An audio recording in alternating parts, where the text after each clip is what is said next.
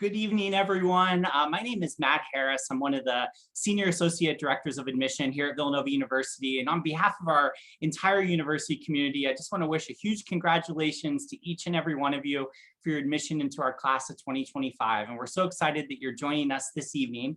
Tonight's session will be all about the liberal arts at Villanova, which in addition to working at Villanova, I'm a proud alumnus of the liberal arts at Villanova. And so excited to be back in kind of a different capacity with this tonight. And I'm joined by two of my colleagues here from the college, along with a group of our current students who I know are all excited to share their Villanova stories with you. But all that being said, tonight is really all about you. And so we want to discuss the topics of interest that are on your mind, the questions you might have about Villanova and about the liberal arts. And you'll note that there's a Q&A box on your screen. I encourage you to use that to submit your questions throughout, and I'll pose those questions to our panel. And you are welcome to pose those questions to a specific person or just generally to the panel. And since we have a large group tonight, we've actually opened it up where you're going to be able to see other people's questions as well. And you can actually kind of like it or upvote it if it's something you want to know more about, and it will rise to the top of the questions that we look at. So we hope that the most pertinent things that are on everyone's mind we'll be sure to cover tonight.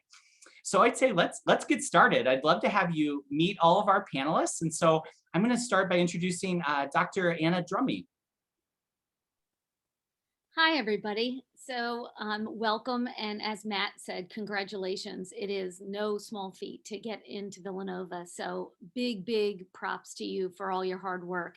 It has paid off. So I am Anna Drummy, as Matt mentioned. I am a professor in the Department of Psychological and Brain Sciences. And my particular area of study is cognitive neuroscience. I am here tonight because my other hat that I wear is as an academic advisor in the Office of Undergraduate Students. And so I can talk with you all about being an exploratory art student and what that means, and your journey into choosing what major you would like to go into. I will leave you with one comment, which is, it is absolutely a fantastic thing to be an exploratory student. So the one thing that I think people often get scared of is that, other people know what they're going to do and they have their, whole life worked out. Well, newsflash, they don't. They just change their mind when they get here. So you are doing it right in, I think every student that comes to this university ought to be exploratory, frankly. But so you are making the right call. You are not behind. And I look forward to answering any questions that you have. Welcome. Thank you. And next, I know we actually have a significant number of students in the liberal arts and sciences who choose to pursue graduate programs after Villanova. And a big piece of that is what the students that will work with our next guest, Anne. There we go. Got to find the unmute button first, right? Hi, I'm Ann Trail, and I am a health professions advisor here at Villanova. So what does that mean? That means I work with students who are interested in going into health professions, the kind of health professions that require graduate school, that require school after college. So medical school, dental school, pharmacy, physical therapy, social work, chiropractic, there's a bunch of them out there. And I work with students who are really sure they want to be, one of these. And I work with students who are, well, maybe, I'm considering this among a bunch of different things. So at any level of interest, at any point in your college years here, if you decide that this is something you want to pursue, I would be your advisor for that. We have a village of advisors here at Villanova. So you will have an academic advisor that helps make sure you get what you need for your degree. If you're interested in health professions, you'll have a health professions advisor. We have people in the Career Center that help you with your career choices. If you're in a varsity sport, you'll have an advisor in your varsity sport. We have some other special scholarship programs that give you an advisor. So you'll have a whole team of people here that are just here to help you reach your goals. So I look forward to meeting you and answering any questions you may have during the session. Thanks, Anne. And I know you all want to hear from me, Anne and Anna, but our true stars are our students that are with us tonight. And so that you can get to know them a little bit better and the things they're involved with, we're going to kind of go around a little bit. And Jessica, do you want to get us started? And when you're finished, feel free just to call on somebody else. Sure. Hi, everyone, and congratulations on your acceptance. You should all be very proud of yourselves. That's a huge accomplishment. So just to introduce myself, my name is Jessica Mcgloin. I am a senior political science major and a business minor from Scotch Plains, New Jersey. And something I really loved about Villanova when I toured, gosh, it must have been 5 years ago. That's crazy to think about. And something I've loved since being at Villanova and a student here has been the Villanova community and the people. And I hope you kind of get a sense of that today on the Zoom call, but that's been honestly the highlight of my time at Villanova is just the Villanova community. So with that, I'll pass it off to Julia. Hi everybody, I'm Julia. I'm a sophomore here at Villanova. I'm from Laguna Hills, California. If you don't know where that is, it's Southern California area. And yeah, I'm just so excited to be here tonight. I'm also a political science and communications double major. So if you have any questions about that, I'd be more than happy to answer. And yeah, I guess for sort of a very brief why I chose Villanova, I again am from Southern California, but I had a very strong affinity towards the Northeast region. And so I applied to a plethora of colleges over here. And upon just touring Villanova, stepping foot on campus, I just knew it was the place for me. Like Jessica said, the community here is truly one of a kind. And just the opportunities that you're able to have in sort of the small classroom settings, just the academic opportunities and, post-grad opportunities that are really impressed upon Villanova students was something that I really felt connected to. And so, yes, I love being here and I'm so excited to answer your questions. I'll pass it off to Jasmine. Hi, everyone. I'm Jasmine. I am a political science and communications double major too. I'm from Glenside, Pennsylvania, and just like everyone else has been saying, of course, I was drawn to Villanova for its great academic programs here, the post-grad opportunities, but also the major selling point for me was the community that I saw here at Villanova, and just seeing the the different organizations and so forth and the passionate student body we have. It just made me feel like I would have so many options to meet different people with different interests. And I'll pass to Ashley. Hi everyone, my name is Ashley Park and I'm a senior English major with minors in business, communications, and writing rhetoric from Northwest Pennsylvania. Some organizations I'm involved with on campus is the Honors Program and also the English Student Advisory Council. And I chose Villanova because I think 4 years ago now, I applied to over 20 colleges, which is quite a lot and I don't recommend that for anyone. And as I was touring every school I was admitted into, I just really could not see myself going there for some reason. But when I toured Villanova, I just knew that this was a place I wanted to be and I have no regrets. I think one of the best things I found at Villanova was the honors program, and the community within it has been super encouraging and supportive within the past 4 years. And Jessica and I are both writing our senior thesis right now. So that's been kind of a lot to do in the current times, but it has been quite fun and quite a challenge. So it's been one of the highlights definitely of my 4 years. And I'll pass it right over to Camille. Hi, everybody. My name is Camille Vickers. I'm a sophomore here in the College of Liberal Arts and Sciences. I'm an economics major with a double minor in political science and Japanese, and I'm from Newark, New Jersey. As everybody has been saying, of course, I love being here at Villanova. I think the big selling point for me, as Jasmine said, was the community. Like Ashley did, I applied to almost 20 schools. I applied to 18. But I feel like on my tours, a lot of people were selling community, but Villanova is the first place that made me actually feel a community. Just knowing that I would always have an advisor I could turn to. I would always have friends and people around me hearing about their orientation program. Just knowing that there will always be people there along the way to make sure that we had opportunities to succeed is the reason I'm still here today. And I'm gonna pass it over to Tony. Hey everyone, my name is Tony Huerta Banco. I'm a junior political science and French double major from Albert Lea, Minnesota. If you don't know where Albert Lea is, it's about 2 hours south of the Twin Cities, so Minneapolis, St. Paul. I'm an RA on campus. So, this year I have all new first year students. And that's probably one of my favorite parts is getting to meet all of you guys and help you kind of navigate your way and answer questions as much as I can. And another reason why Villanova is also was also something that I wanted for myself is because growing up in the Midwest, you don't see much, but getting to be out here, you definitely see a lot of city action that you kind of miss out on. So yeah, and just like everyone else was saying, like the networking and the post-grad opportunities that Villanova offers is definitely something that was pulling me more towards coming over here. All right, well, thank you, everybody. And, I thought a great spot for us to start, since tonight is really focused on the liberal arts and all of the students who are coming in are in that exploratory path where they're kind of figuring out exactly what direction they might go. I was hoping, Dr. Drummey, you could maybe talk a little bit about, how Villanova helps with figuring out what path they want to go. And then I was hoping a couple of the students would be willing to jump in and tell, kind of how you found that path of what you wanted to study. Sure, I'm super happy to start with that because I think this is something that students come with a lot of anxiousness about. And so, as I said before, it absolutely is an appropriate and fantastic route to take.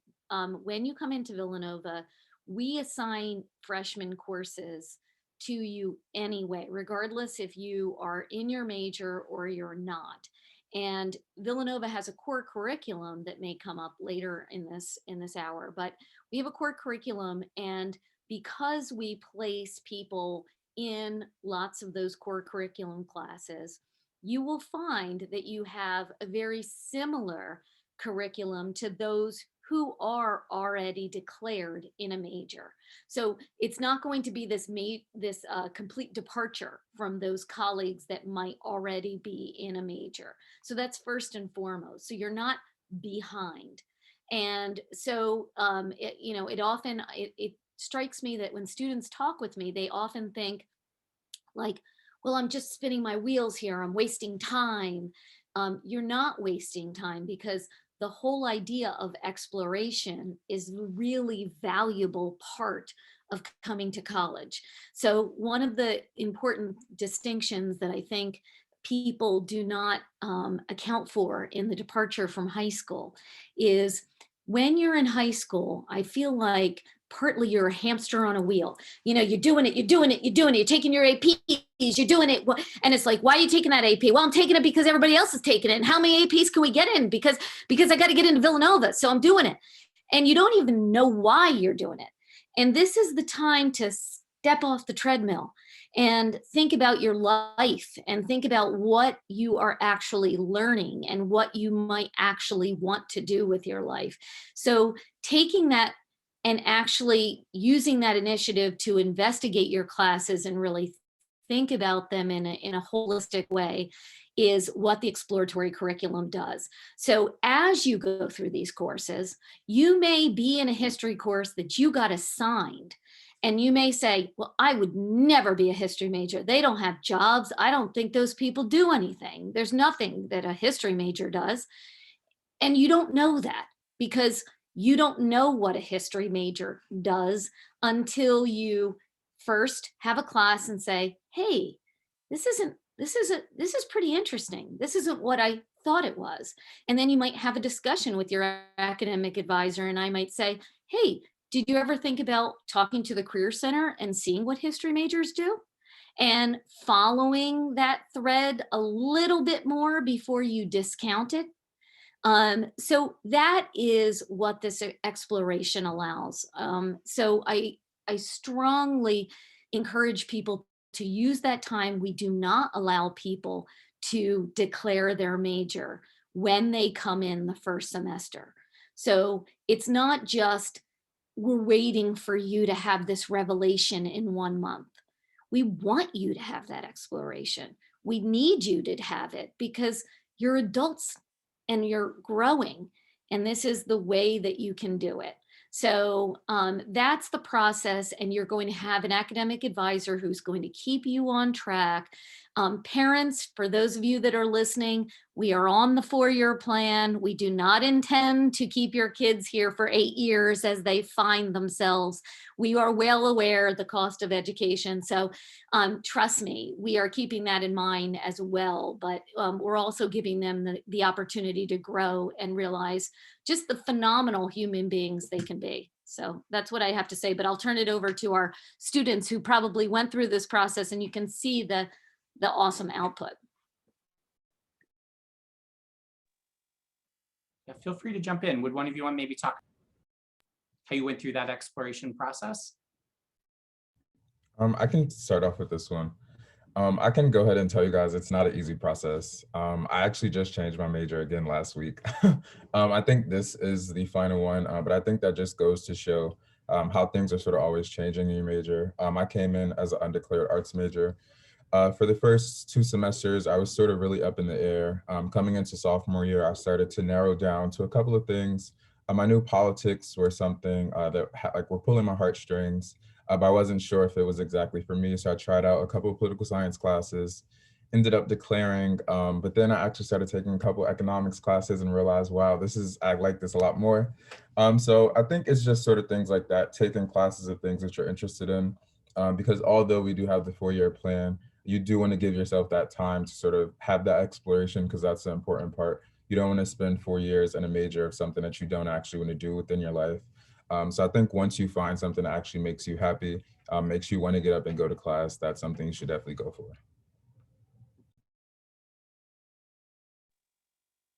Well, and as kind of follow-up, we've gotten a question about double majoring, and I know several of you are double majoring. Can you talk about, what does that look like workload-wise? Is it manageable? Are you going to be on track still to graduate? Would any of you want to jump in on that? Yeah, I can answer that question as best as I can. Although I am only a sophomore and I have only recently declared both of my majors. Again, I'm a political science and communications double major. I do have to say that it's one of the best decisions I've made so far, just because I am super passionate about both political science and communications. And while I originally applied to Villanova as a poli-sci major, and I sort of knew that was the track I wanted to take, communications kind of came after that, just because being at Villanova, I'd only heard such wonderful things about the communications department. And so I thought I would just try one of the intro to communications classes. And just from that exposure and that experience alone, I knew that it was something I wanted to further pursue. As for sort of balancing that workload, I know it may sound kind of crazy, kind of challenging to double major, but with the help of my advisor, my wonderful advisors, they really helped me to not only, enroll in the classes that I need to take in order to fulfill all those credits, but they sort of helped me to ensure that, again, I will be graduating in 4 years. And it's really, even if I didn't have my advisors, as much as I love them, Villanova doesn't make it difficult or impossible for the student to navigate their way in, choosing classes and enrolling in classes. And so the sort of enrollment process and registration of classes is really not difficult. And then as for the workload, I firmly believe that, if you stay on top of your work, then you shouldn't have, any, I guess, difficult experiences or really hectic times in sort of managing both, because the professors at Villanova are extremely considerate of your time. They do push their students, that's for sure. But I haven't had any, classes where I felt extremely overwhelmed at times. And again, because communications and political science really do complement each other well, I feel like a lot of the times the things I'm learning sort of complement one another and they overlap in a lot of ways, and they help me to actually do better in my other classes too. So I'll add on a little bit to that.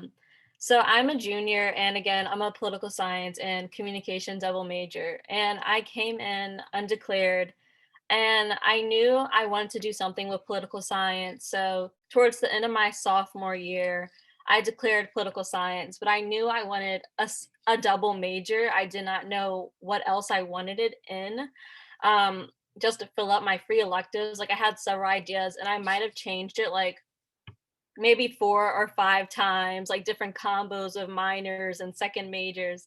And I finally I knew about communication as a department broadly, but I never looked into what their specializations were. So once I sat down and I looked at the different specializations in the department, I realized like how interested I was in organizational communication. And that's when I was like, okay, I can definitely declare this as a second major now, because like that's what I've been looking for all this time. Um, and again, I declared communication as like my second major at the beginning of my junior year, and I'm still on track to graduate um like within the 4-year time frame.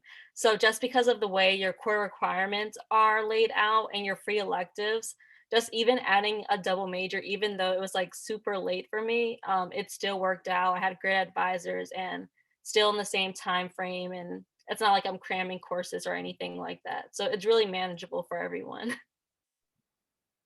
Yeah, I think definitely one of the best parts about being a liberal arts student is you really have so much flexibility to pursue your passions and your areas of interest and to tie different things together. And so, you're really in, I think, one of the best areas possible to be, just because you are able to look at so many different things as part of your college experience. And we've been getting some questions about kind of what does that first year experience look like? And Tony, I was wondering if you could maybe talk a little bit about just what are freshman classes like? Are they 400 people? Are they the same? What does it look like that first year as you settle into being a student? Yeah, that's a great question. So I actually graduated from high school with about 98 students total. So I was really used to small class sizes at boarding school. So I wanted a school like that, and Villanova's, faculty to student ratio is like unbelievable. My biggest class, I think, thus far has been like 25 kids, and that's like my max. Um, so you come in and you're not just a number like any other school. That's like really huge, and you're taking general classes and stuff. Like my professors know, they know who you are, they know you by name, they know a little bit about you. And to this day, I still communicate with like my philosophy professor that I took first semester my first year. And that just like kind of speaks to the type of professors that you have as well. I think they're memorable in the sense that like they care about you and they want you to succeed in their classes. And I know you've probably heard this before, but like office hours does make a difference. Making sure that they see who you are, see like outside of the class, whether you have a question about it or not. Like for example, this last week, I'm in a science class, and my professor and I talked for about 40 minutes after class about soccer.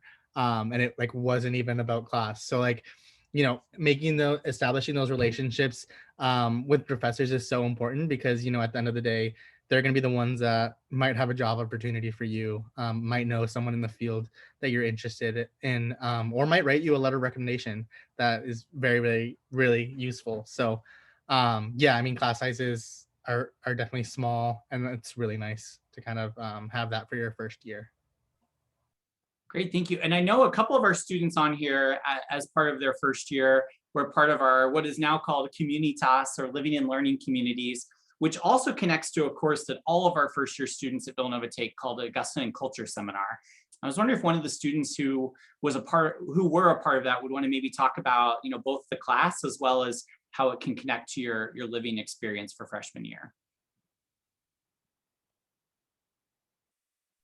I can talk about that. So I was in the healthy living learning community.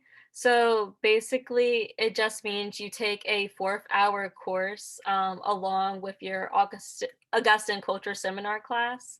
And it's a class that's with the people who live in the same building as you, and you're all interested in healthy living. So some classes we'd learn how to cook like a healthy recipe, or we do yoga, or just something that fell under that category. And I just really appreciated that freshman year, because I think like in high school, if you're coming from like a similar background as me, you're with the same people from like kindergarten to high school, and you'll have a lot of classes together. But then you come to college and you're constantly going to new classes of new people. But if you're in a learning community, you're sticking with those people for ACS for 2 semesters, actually, fall and spring. And you have that 4-hour course with them, and you're living in the same building. So it's just a great way to bridge connections your freshman year and with people who have like similar interests as you. Well, and it's kind of a follow-up to that. We did get a question about, just picking your first year classes. Are they all just assigned for you, or do you have much of a choice in terms of what that looks like? Feel free just to jump in. Yeah, Dr. Drummey. Anne probably can tackle this one as well. There's a little bit, she's done a little legwork to help at least with our science students, but has helped a lot with our liberal arts students as well. So your classes are chosen for you. However, you do a survey that gives us an idea of your preferences. So we do try to say, for instance, if you say you have an interest in environmental science, or if you have an interest in political science or a particular course, we do try to get that on your schedule. The freshman first semester schedule is pretty tightly loaded with some cores that you share with most of your colleagues. So, Chasman mentioned the Augustine Culture Seminar, which you share with the entire freshman class. Everyone takes it.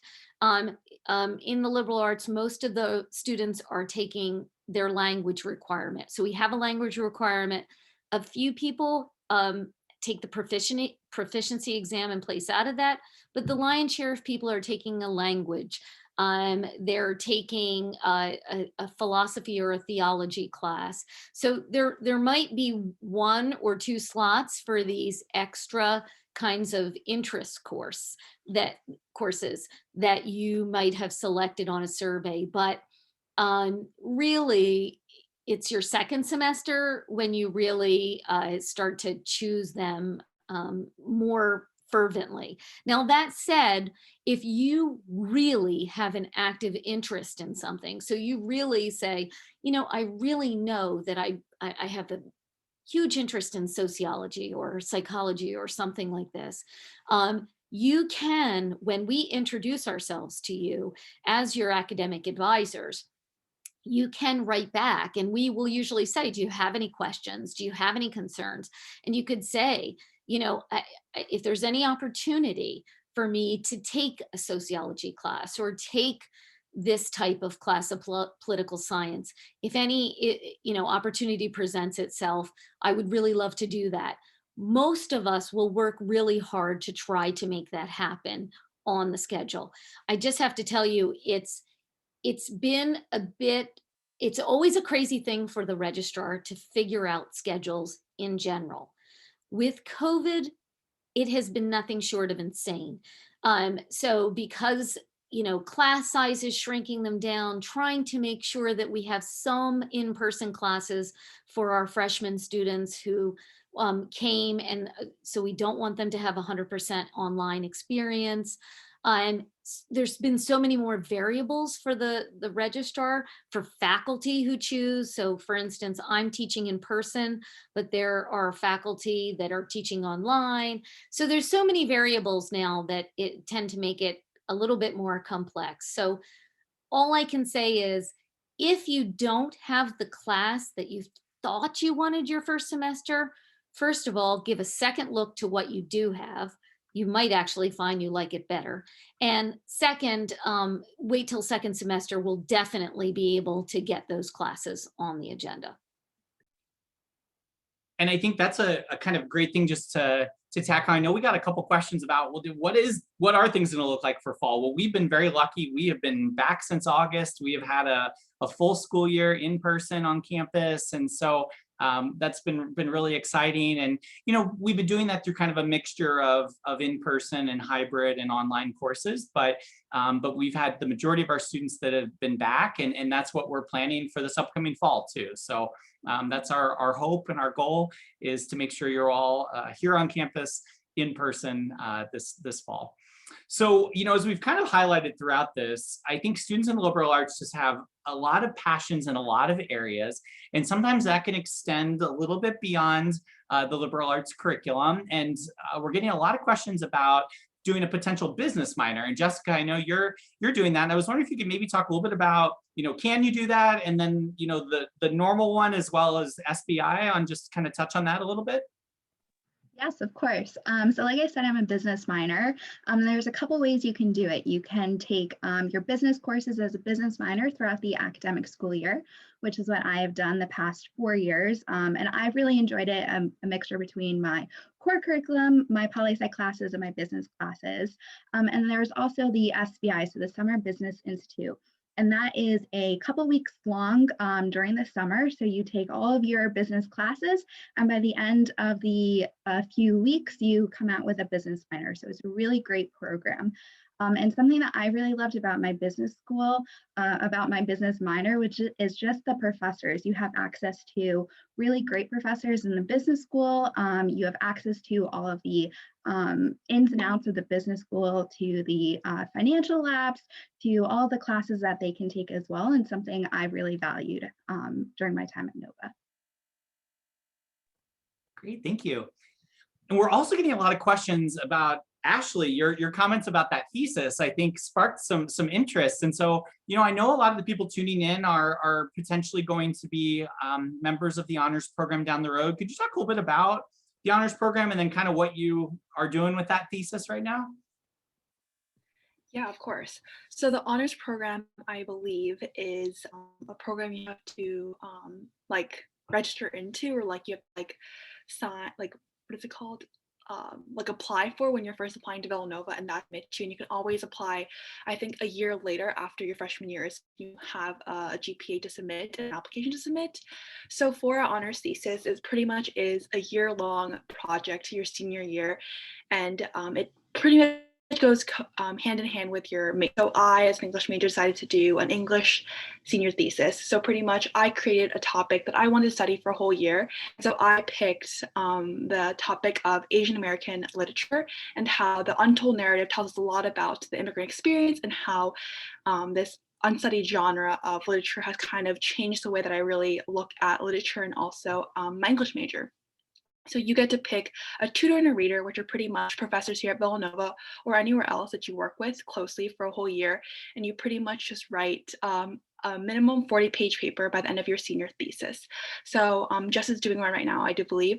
And pretty much we just pick our topic, and we really have no limits to what we want to research. It really is whatever you're interested in. And also any professor you want to work with on campus, they're more than happy to work with you. And the whole year you just do your research, and professors always help you out. And you present the first half of your findings at the end of the fall semester, and then you do a senior defense at the end of the spring semester. I believe we're doing it in April, and so pretty much for an hour long we present and we defend the argument we've made in the fall, and building off of that into the spring. So yeah, it's a pretty long process, but it's one of the best things I've done, honestly, and it's been really fun to kind of do your own project where you really have no limits, and the professors are really willing to help you. And it's just one of my favorites, I think, that we've done here at Villanova. I think Jess can speak a little bit more about it as well. Yeah, so I'm writing on our senior thesis as well. Mine is for my political science major. So I'm actually writing about the use of torture in the global war on terror, and the US's use of that, and how that's kind of impacted the US's foreign policy objectives over the past 2 decades. So like Ashley was saying, it's a really great research project that you can do. You can make it as part of your major, not as part of your major. Some of my friends who are communications major are writing English papers. Some of the English majors in the honors program are writing about economics. So you can really write whatever you want about for your honors senior thesis. And it's also a great way to develop a really strong relationship with faculty or professors with classes that you have taken over the past few years, or you haven't. And like Ashley said, it's just kind of the cherry on top for our senior year in the honors program. Well, maybe slightly shifting gears a little bit, we're lucky over 95% of the students in the liberal arts and sciences are off to jobs or graduate programs within 6 months of graduation. They do really, really well. But a big chunk of that is over a quarter typically are off to some sort of graduate program. And we've been getting a lot of questions about, as a liberal arts student, can I still do pre-med, or can I go into a pre-dental or a pre-health track program? Can you talk a little bit about, what that looks like for a liberal arts student and how students would get involved? Absolutely. So you should know that health profession schools, whether they're medical schools or physical therapy schools or public health schools, have no preference as to a student's undergraduate major. It is not part of the admissions decision. So they like people who have intellectual passions and pursue them. So I always tell students, find something you love and major in that. Follow your heart. You don't need to pay a lot of money to study something you don't like. But of course they do have prerequisite courses they need you to take. There's a bunch of courses you have to take for medical school or for physical therapy school or pharmacy school. But they take up in your schedule about the equivalent of a minor. They take up about that much space, depending on the field. Some are less, some are just a few classes, some are more, but none of them is bigger than about the size of a minor. So it's easy to do it with a completely, what on the surface seems completely unrelated major. Now, I just used the word unrelated, but I actually don't believe any major is unrelated to healthcare. Healthcare so much, funnels into healthcare. Economics is a big thing in healthcare now, right? Understanding economics is really important. Understanding human behavior, understanding how people, understanding human behavior like in psychology, but also understanding how we behave in groups like sociology. So why is it that no matter what society we humans put together in this world, we always have insiders and outsiders and haves and have-nots? That is something that is really important in understanding healthcare disparities. So you can see, there's and history and English and Spanish. We have Spanish majors. Understanding the human condition, understanding how other people live. It all is good. They all make good majors. And so once you decide that this is something that you're going to consider, you can meet with me. We can talk about it. My students who are pursuing a health field will typically meet with me every semester, as well as their academic advisor, and to figure out which courses they're going to take. So the academic advisor will generally figure out most of their schedule with them, and then they'll come check in with me about, how do we fit in the prerequisite courses I need. We work with students from the moment you hit campus. There will be an information session for pre-health students. Then it's followed up in about a month into the semester with a deeper dive information session. Now that you've had a couple of weeks of college under your belt, you may have different questions. You can come see me as often as you want, or less frequently if you feel like you got a handle on it. And we support you all the way through. Many of our students graduate and do not apply. They plan to go to medical school or pharmacy school, but they do not apply to go directly in after college. They decide they want one more year, either to work, to get some more healthcare experience, to maybe pursue a master's in another field, to go to Korea and teach English. There was a student I heard of that was pre-med whose big hobby was musical theater. And he had an offer to tour with a musical theater group for a year. That's never going to come again. Medical school will still be there a year later, but that opportunity would not. And he took that. So we work with alumni as well. And then there's always a few alumni that get out, get their degrees, start working, find they don't, it's not really a good career fit. And maybe they do want to do health professions. They come back, they take courses, they apply. So we operate under the once a Wildcat, always a Wildcat policy. So we will help you, along your path, no matter how you craft your path. So there's a lot of flexibility there. I hope that gives you a start. Definitely. Thank you so much, Anne. And as kind of a connection to that for graduate programs, we've got a lot of questions about pre-law as well too. Julia, I know you are in the pre-law society. Do you want to maybe talk about how Villanova kind of will prepare people for a track in law as well? Yeah, absolutely. So Villanova does not have a pre-law major. However, that's really not an obstacle or an impediment in any way, especially if you are very interested in pursuing the pre-law track, as I am. At Villanova, we have a wonderful pre-law advisor. Her name is Christina Butler. She's truly a wonderful resource. Not only does she send out frequent, notifications or emails about different pre-law events, or she sort of serves at that as that mediator that really helps you find and seek opportunities, whether it's like internship opportunities, job opportunities, LSAT preparation opportunities. She really does help you with it all. I personally took a professional development course. They're called ASPD courses here at Villanova.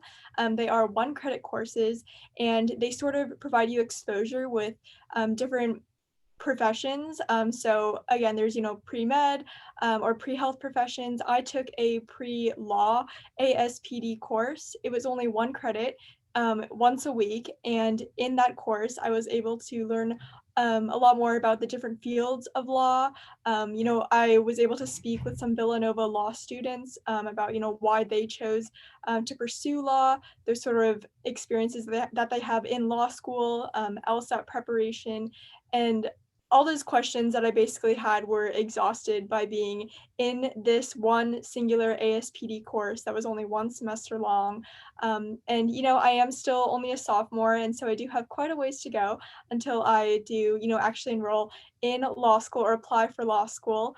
But in the meantime, I know that I do have the resources readily available to me here on campus. So again, although we don't have a pre-law major, there are a variety of opportunities. I am on the executive board for Pre-Law Society, and in Pre-Law Society, we again sort of provide, as best as we can, students who are interested in the legal field with law school tours, which is something we did in the past. Because of COVID, they haven't been able to happen, unfortunately, but hopefully we're hoping that we're able to start those up again. So in addition to tours, in addition to providing internship notifications and opportunities, LSAT prep, there are so many other avenues and resources here on campus to help you pursue that pre-law track. Thank you. And I know there's kind of some questions about the connections maybe with pre-law and political science, and same with law school. I'm sorry, with medical school, you can pursue that out of any major. I know it's just sometimes stereotypically people connect with political science, and we're a little poli-sci heavy on our panel this evening. That was actually my major too. So this really is open to most of you here, but we've gotten a lot of questions just about the political science program. Would someone be willing to just kind of talk a little bit about it? And if talk a little bit about that 5-year option that is there as well. Would someone want to talk about that? So although I just undeclared political science, I do I still have it as a minor. So I am sort of still in the track of going to law school, although I'm not in the pre-law society. I'm still going to be able to still apply and get there for my economics major. With the political science major, they do have a 5-year BA MA program, Bachelor's of Arts and Master's of Arts within political science program that you can apply to once you're in your actual political science degree here in undergrad. It allows you to sort of get that master's within that 5-year time frame, which is an amazing opportunity because at a lot of other schools, other places, you're going to have to do it within a 2 to 3 year time frame. So it's just a great opportunity to sort of shave down that time of trying to be here, but you also get 2 degrees within a 5-year time frame. And we do have that for several programs. Beyond that, I know there's some questions about some other ones that we were getting in the questions. And, kind of in principle, how it works is you'll have to have a certain GPA. They need to be doing well while you're at Villanova, but then your senior year, you would actually begin to take some of your master's courses. And then that would kind of speed it up to where then you would finish your master's degree in just 1 additional year. And for a lot of those programs, it would typically take 2 additional years. So it's a nice way to kind of double dip a little bit and get both of those while you're going through your time at Villanova. All right. And then, I think another area that we should probably talk about, because almost 50% Not quite, but almost 50% of students in the College of Liberal Arts and Sciences will typically study abroad while they are at Villanova. And so, Jessica, do you want to talk a little bit about, kind of how that whole process works, the matching, where you can go, and all those sorts of things? Yes, I cannot recommend study abroad enough. No matter where you go to school, Villanova, someplace else, definitely if you have the opportunity to study abroad, take advantage of it. So I studied abroad my sophomore year, spring semester. I actually did it through the honors program. So at Villanova, honors program or not, there's tons of opportunities to study abroad. Like Matt said, I think about 50% of students undergraduate study abroad and about 50% of students in the College of Arts and Sciences study abroad. And there's tons of places you can go. You can go to places all over Europe. I've had friends go to South Africa, to Asia, so tons of different programs. If you are interested in economics, some of my friends went to Italy. But I personally went to the United Kingdom and I studied abroad at Cambridge University through the honors programs, political science, philosophy, and economics program. So like I said, I was there for a semester. I took about 5 classes. And I took classes with some of the top professors in their fields. It was an incredible experience. I had the opportunity to travel when I was abroad. So it was a Villanova run program in partnership with Wake Forest University. So we all lived together in a house in Cambridge, which is one of my favorite places on earth. It's absolutely gorgeous. And it was, like I said, absolutely wonderful. Had the opportunity to travel. We actually took a trip to the European Commission and we met with former MEPs, so members of parliament in the EU. And it's truly incredible, taking really challenging classes. And then when you come back to Villanova, a lot of the times you can stay in contact with your study abroad program. So my study abroad program, INSTEP, is actually currently doing a lecture series for all alums who went to the program with professors over the past 40 years. So there's actually one today all about London that I attended. So like I said, incredible experience, cannot recommend it enough to anyone who's interested. Great, thank you. And we've also, again, we've been a little political science heavy tonight, but one of our largest majors in the liberal arts is our communication program. And we've been getting a lot of questions in that area. And Chasmin, if I remember correctly, you're studying in that world, right? Would you be willing to talk a little bit about our communication program and some of the programs and opportunities with it? Yeah, sure.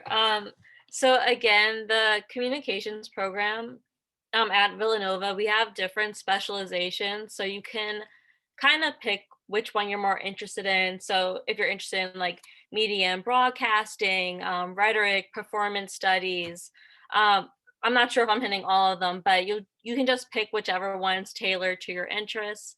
We all take like specific courses like, intro to communication and public speaking, just as like a basis. And I know we have like a really great like media production program. I'm pretty sure like they've gone through like different nomination processes for like the different video clips they've made. I know even 2 years ago, I believe they went to Africa to actually film their documentary. So there's a lot of great opportunities there. And again, there is that 5-year program where you could potentially get your master's if you're interested in it. So the way that works is you would start taking your grad school electives your senior year after you like applied into that program. And again, the communications department, they have a lot of study abroad opportunities if you're interested. So I know they have one that's in, I believe, Italy, that's like very popular for rhetoric. And then I believe there's also one where you could, I believe like that's like the most popular one, but there's so many like different ones you can go to. I don't know if like Julia has anything she wants to add on to that. Yeah, Julia, do you have anything else? So I can't really speak on the study abroad experience, but I do know that the communications department does have a phenomenal study abroad experience. But I am sort of I just finished taking the COM 1000 courses is what we call them. So it's sort of, again, introduction to communications. So you're learning very much the basic building blocks of what the communication major is. A lot of the students taking that class, they might not even have the intention of majoring or even minoring in communications, but it sort of provides you exposure to what you'll be learning. And then there is a public speaking class also. That was one of the intro courses I took. I know they may sound a bit daunting, but with the communications professors here at Villanova, it was honestly one of the most fun classes I was able to take. And then following those introductory courses, you sort of advance into additional classes. And Chasman kind of touched upon choosing a specialization. I don't think I'll be particularly choosing a specialization, and that is totally fine. I'll still be double majoring. It's just I'll be majoring in, in communications as a whole. But within these specializations, you'll be able to work more closely with professors who are, within those specializations. So if you're interested in rhetoric or PR or anything like that, you'll sort of be able to find what you're passionate about within the communications department, and there are professors and resources readily available to you. And Chasman alluded to it a little bit, but we do have this tremendous social justice filmmaking course and program that you can do. And that one she was mentioning about the students going to Africa, actually their documentary received a Student Academy Award that they produced as a part of that class. And, we're not a film school. And so it's really tremendous what the students are learning through that class. They're learning every piece of, making films and putting it together, producing it, and the final drafts, and the premieres are always great big events that we do. And so that's a pretty cool thing that you can do as well too. And so the opportunities are really limitless throughout these programs. And the cool thing is, a student within the liberal arts and sciences, it is all open to you. Everything that the college is offering is open to the students that are in it. And so, if there's something maybe a little outside your area of study, you can still have that experience and take part in those things or apply for those things. And so there's a lot of flexibility about the things that you can do. Well, there's one other thing I wanted to kind of touch on before we close, because over 75% of students in the liberal arts and sciences will have an internship at some point.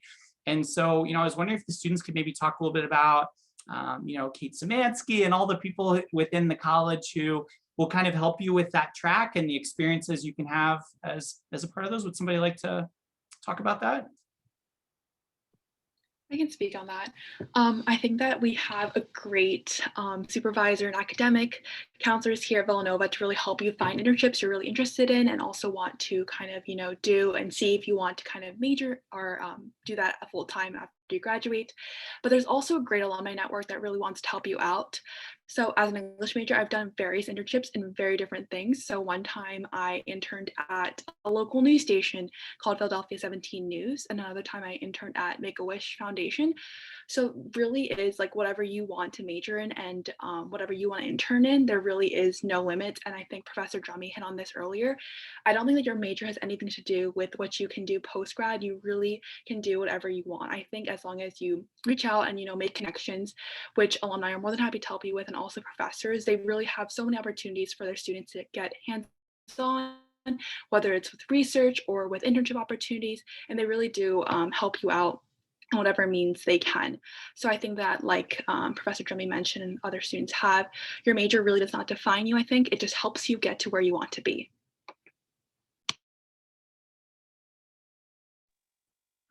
Well, I think as maybe a good ending spot, I would love, we always love talking about our community and the relationships we have. I would love to have several of the students just talk about, somebody special within CLAS who maybe is marked your journey. Maybe it's been a professor that you've really had a great connection with, or someone, within one of the offices that's kind of made your time at Villanova. Could you maybe share a little stories with us? Yeah. Yeah, I can start. Kate Szymanski, probably one of the best people you could probably meet in CLAS. So helpful, so resourceful. She knows literally everyone that you need to know.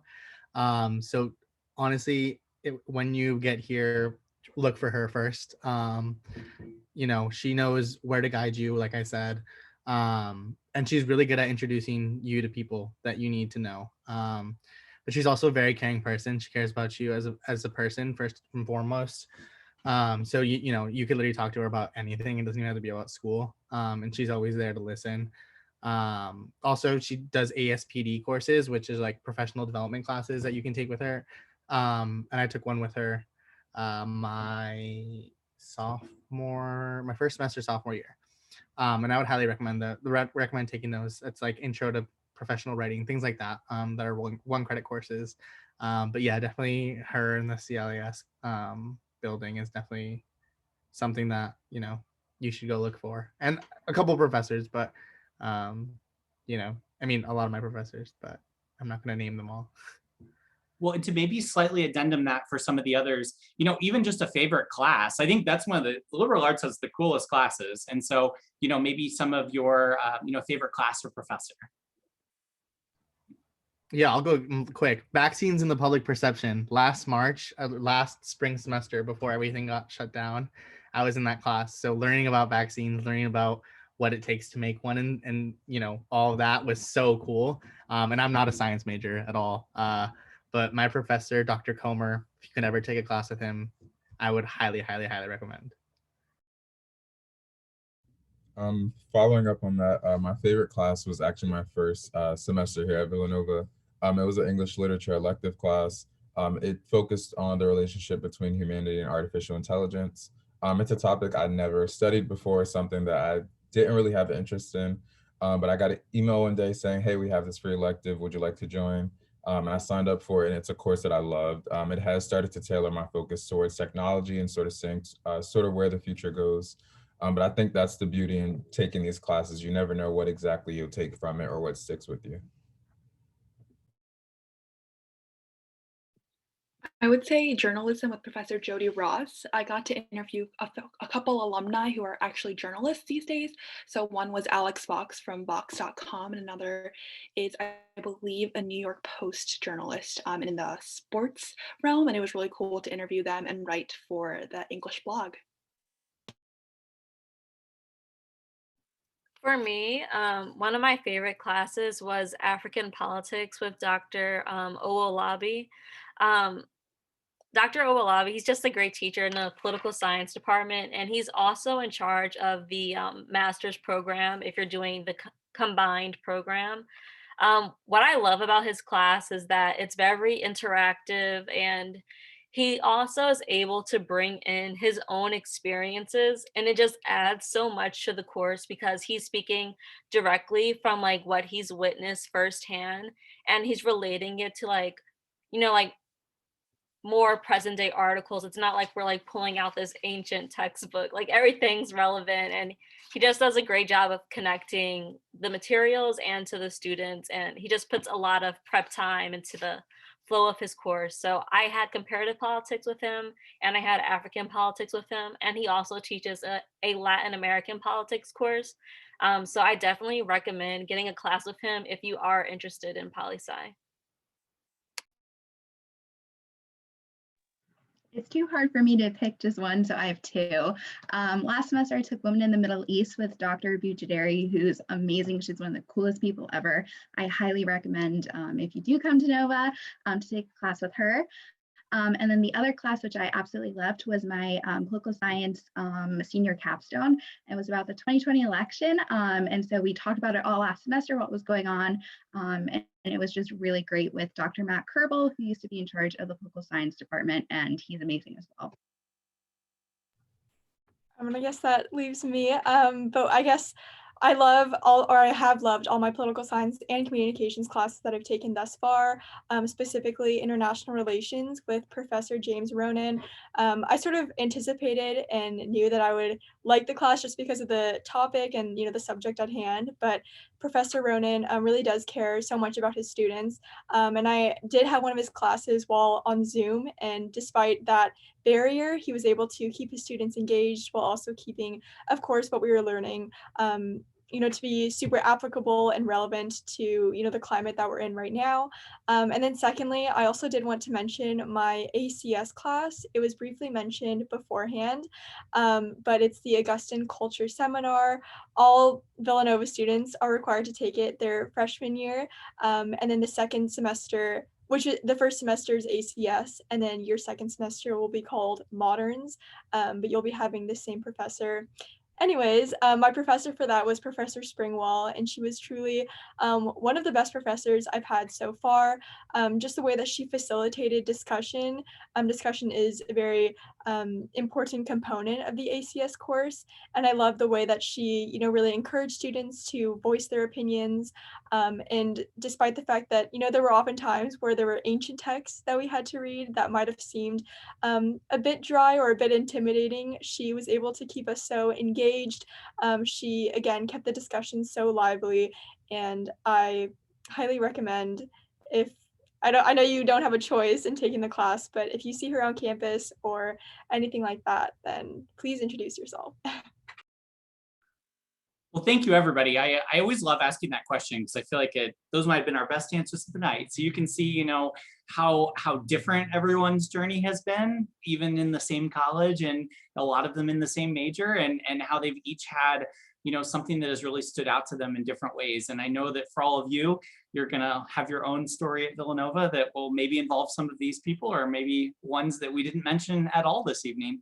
But I congratulate you all again, and I want to thank all of our panelists for being here this evening. And for all of you who are watching, just wanted to kind of put up a closing slide here in terms of, where we're going from here forward. We got through most of your questions, but if we didn't quite get to them this evening, we'd love to have you reach out to us. You can send them directly to the College of Liberal Arts and Sciences, or to us in the admission office, or even to one of our current students.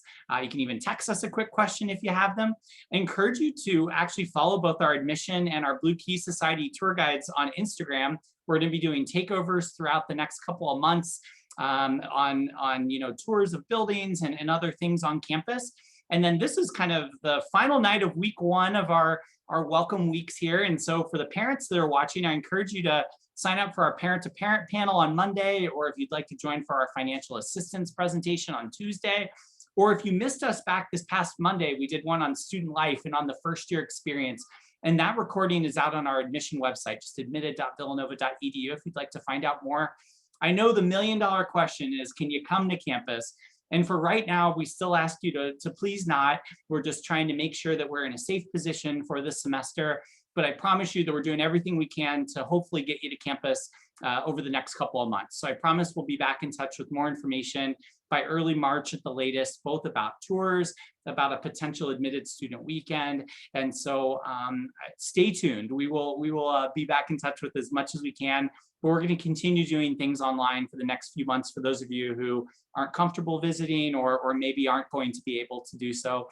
So I hope you'll continue to engage with us over the next couple of months.